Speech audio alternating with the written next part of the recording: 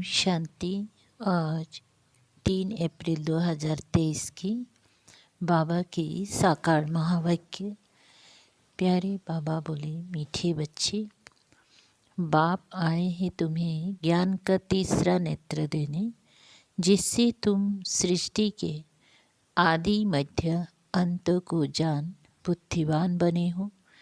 प्रश्न: आत्मा और शरीर दोनों को पवित्र बनाने तथा राजाई पद पाने, राजाई पद का अधिकार लेने की सहज विधि क्या है?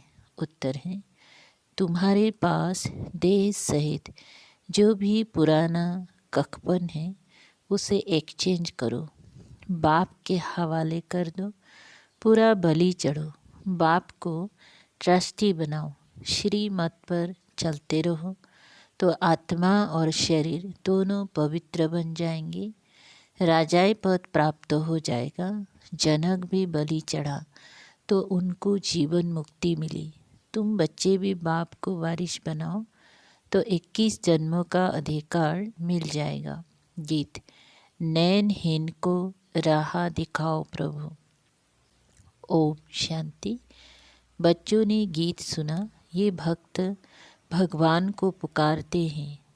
भगवान को पूरा ना जानने के कारण मनुष्य कितना दुखी है, कितना माथा मारते रहते हैं। भक्ति मार्ग में सिर्फ इस जन्म की बात नहीं, जब से भक्ति मार्ग शुरू हुआ है तब से धक्के खाते रहते हैं।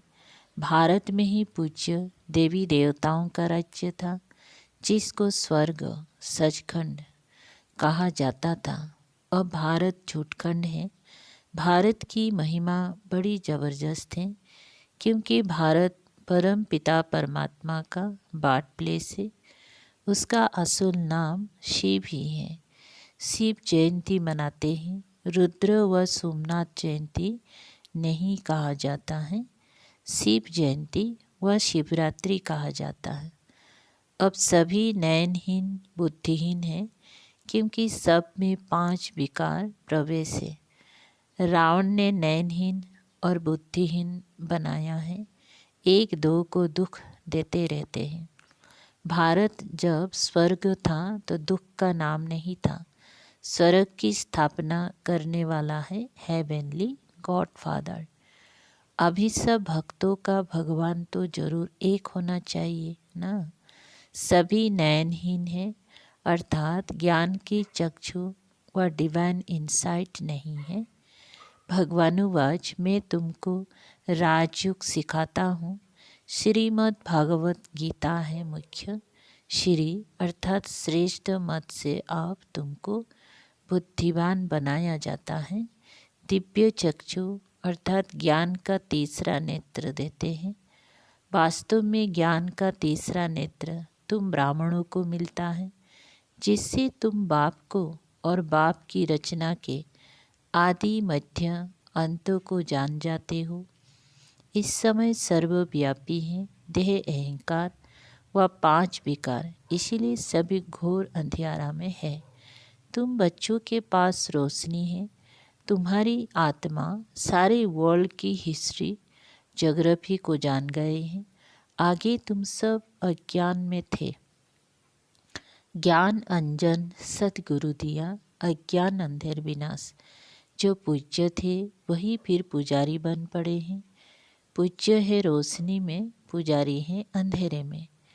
परमात्मा को आपे ही पूज्य, आपे ही पुजारी नहीं कह सकते।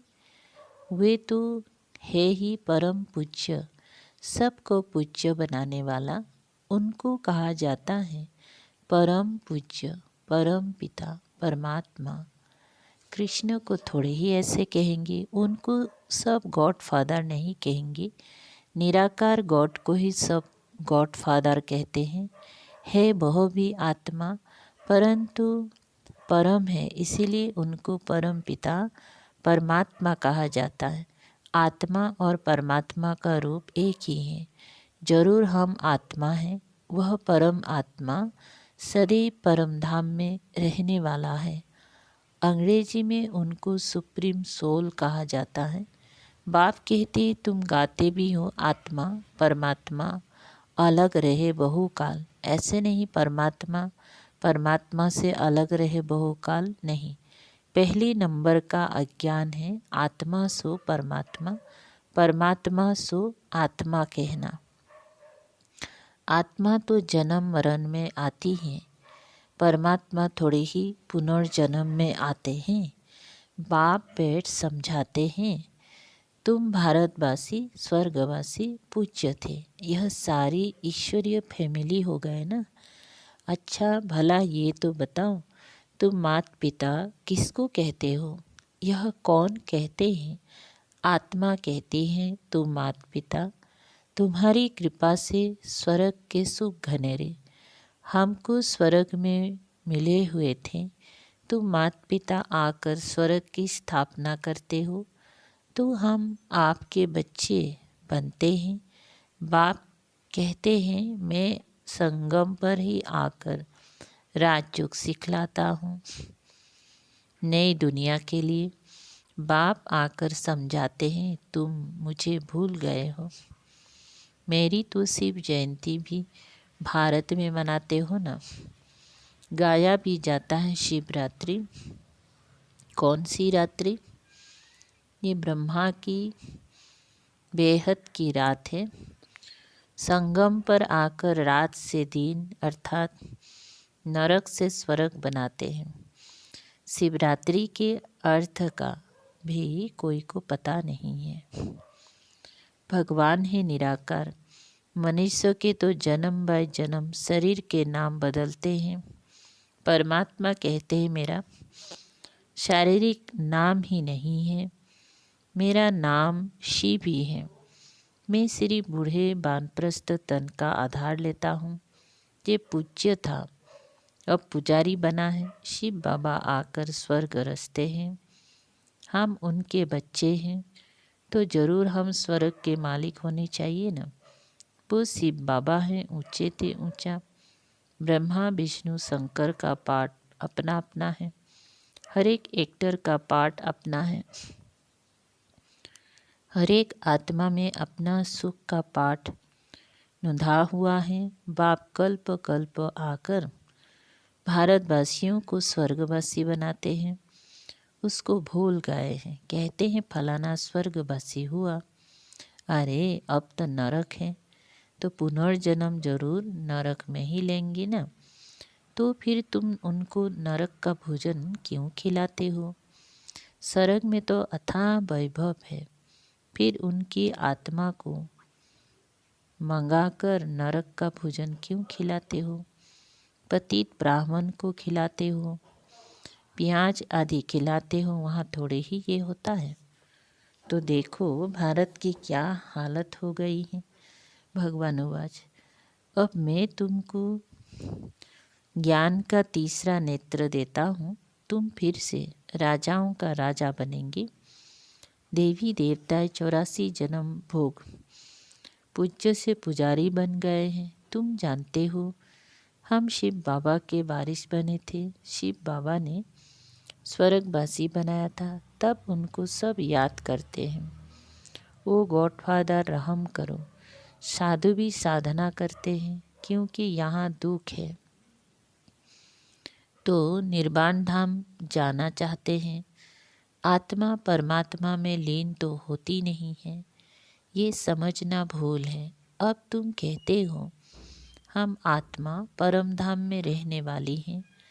हम आत्मा सो देवी देवता कुल में आएंगे, फिर 84 जन्म भोगेंगे।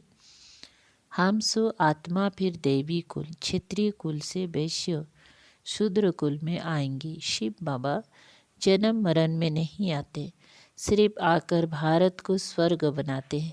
गाया भी जाता है सतयुग में सूर्यवंशी श्री नारायण की डिनेस्टी थी। जैसे क्रिश्चियन घराने में Edward the first, Edward the second, third चलता है, वैसे ही वहाँ भी Lakshmi Narayan the first, Lakshmi Narayan the second, third, ऐसे 8 डिनेस्टी चलती हैं।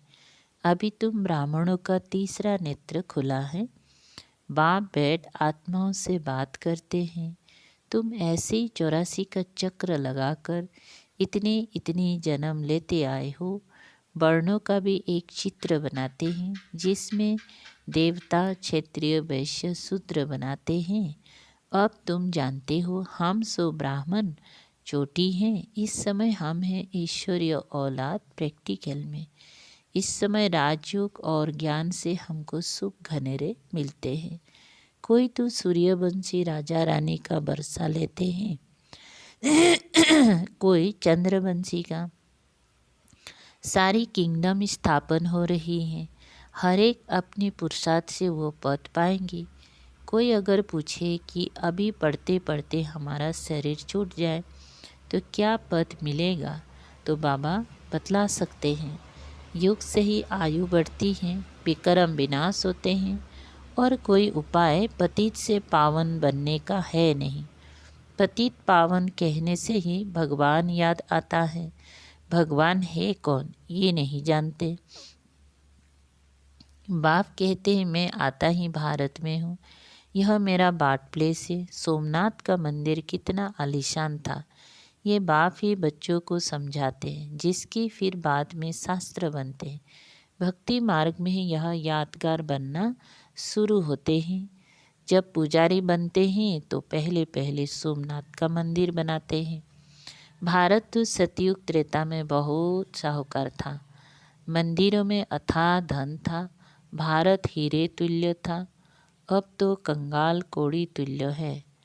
फिर बाप आकर भारत को हीरे तुल्य बनाते। सारा झाड़ झरझरे भूत अवस्था को पाया हुआ है। बाप कहते अपनी शक्ल तो देखो। लक्ष्मी नारायण को बरने लायक हो। नारद की कहानी है ना, पतित आत्मा पवित्र लक्ष्मी अथवा नारायण को कैसे बर सकेंगे। विकार में गए तो फिर पासपोर्ट कैंसिल हो जाता है। अपने आप को देखा जाता है कि हम ऐसा पुरुषार्थ करते हैं जो बाबा मम्मा के गद्दी नसीन बन सके। यह है ही पति दुनिया। पवित्रता के न पवित्रता है मुख्य। अब तो no health, no wealth, no happiness.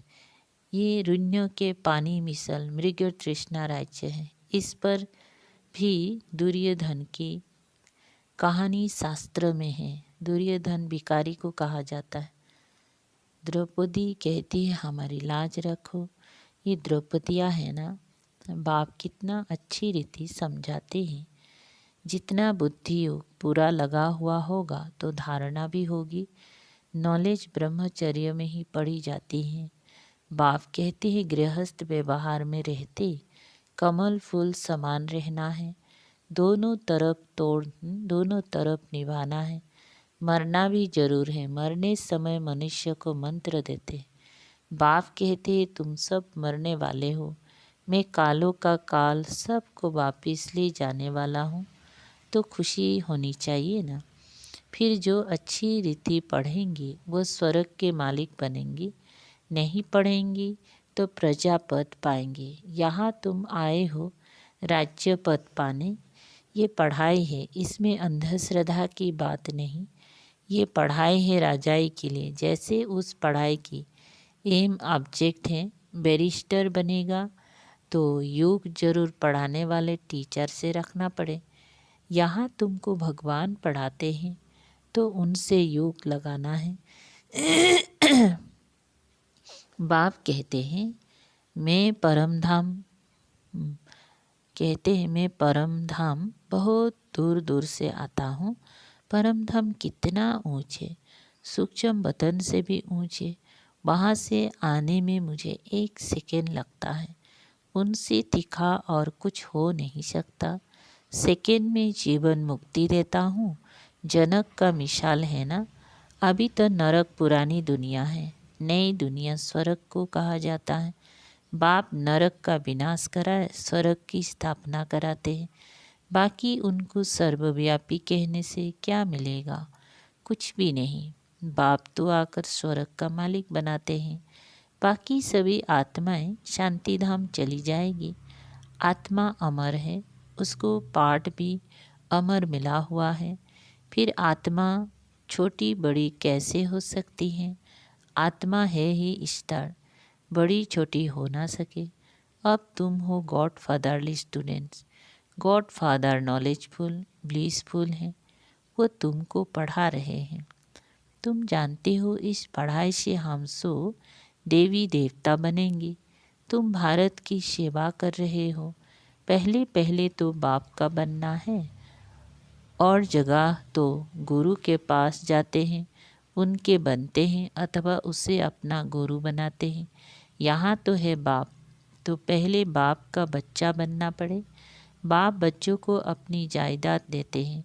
बाप कहते हैं बच्चे तुम एक्सचेंज करो, तुम्हारा कखपन हमारा, हमारा सब कुछ तुम्हारा। देश सहित जो कुछ है वह सब कुछ मेरे को दो। मैं तुम्हारी आत्मा और शरीर दोनों को पवित्र बना दूंगा और फिर राजाई पद भी दूंगा। तुम्हारे पास जो कुछ है वह बलि चढ़ो, मुझे ट्रस्टी बनाओ, मेरी श्रीमत पर चलो। जनक राज्य भाग्य सहित बलि चढ़ा तो उनको जीवन मुक्ति मिली। बाबा यह सभी कुछ आपका है। बाप कहते हैं मुझे वारिस बनाओ, मैं 21 जन्म तुमको वारिस बनाता हूँ। सिर्फ मेरी मत पर चलो, भल धंधा करो, विलायत जाओ, कुछ भी करो, सिर्फ मेरी मत पर चलो।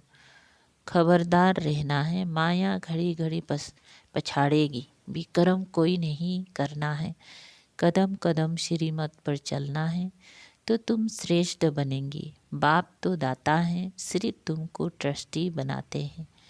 कहते भी हो ये बच्चे धन आदि सब भगवान का दिया हुआ है। अब भगवान कहते हैं मुझे दो, मैं एक्सचेंज करता हूँ, मैं प्रतिज्ञा करता हूँ। श्रीमत पर चलने से तुमको ऐसा श्रेष्ठ बनाऊंगा। यह है राजयुग। यह लक्ष्मी नारायण भी इस राजयुग से ऐसे बने हैं। बिड़ला जिसने लक्ष्मी नारायण का मंदिर बनाया है वो खुद नहीं जानते कि यह लक्ष्मी नारायण इतनी धनवान कैसे बने। और बाप समझाते हैं यहाँ कि गरीब वहाँ साहूकार बनेंगे और साहूकारों का सब मिट्टी में मिल जाएगा। अच्छा, मीठे मीठे सिकल दे बच्चों प्रति माता पिता बाप दादा का याद प्यार और गुड मॉर्निंग। रूहानी बाप की रूहानी बच्चों को नमस्ते। हम रूहानी बच्चों की रूहानी बाप दादा को याद प्यार गुड मॉर्निंग और नमस्ते नमस्ते। शुक्रिया बाबा। सार है नंबर पहला, माता पिता के गद्दी नसीन बनने के लिए पवित्रता की धारणा करनी है। दोनों तरफ निभाते हुए पढ़ाई पर पूरा ध्यान देना है। नंबर दूसरा, कोई भी विक्रम नहीं करना है। बहुत खबरदार हो, श्रीमत पर चलते रहना है। ट्रस्टी जरूर बनना है। वरदान, अपनी मस्तक बीच सदा बाप की स्मृति इमर्ज रखने वाले मस्तक मणि भव। विस्तार है मस्तक मणि अर्थात जिसकी मस्तक में सदा बाप की याद रहे, इसी को ही ऊंची स्टेज कहा जाता है। अपनी को सदा ऐसी ऊंची स्टेज पर स्थित रहने वाली श्रेष्ठ आत्मा समझ आगे बढ़ते रहो। जो इस ऊंची स्टेज पर रहते हैं वह नीचे की अनेक प्रकार की बातों को सहज पार कर लेते हैं। समस्या नीचे रह जाती हैं और स्वयं ऊपर हो जाते हैं। मस्तक मणि का स्थान ही ऊंचा मस्तक है, इसीलिए नीचे नहीं आना, सदा ऊपर रहो। स्लोगन, बेफिक्र बादशाह की स्थिति का अनुभव करना है तो मेरे को तेरे में परिवर्तन कर दो। अच्छा, ओम शांति।